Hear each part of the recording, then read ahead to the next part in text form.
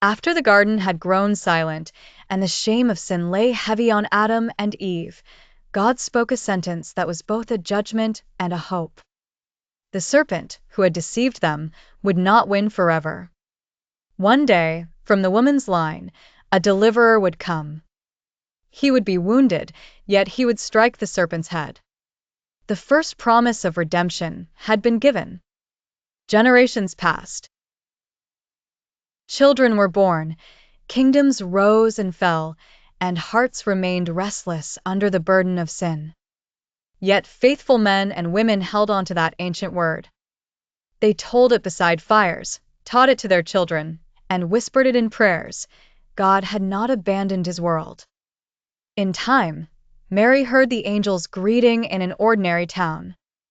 She was young, unseen by the world, but chosen by God.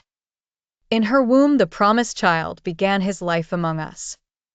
He grew in wisdom and grace, healed the sick, welcomed the lost, and spoke with authority no darkness could resist. The serpent opposed him, leading men to mock, betray, and nail him to a cross. It looked like defeat. But the cross was the serpent's great undoing. There, Jesus bore sin's curse.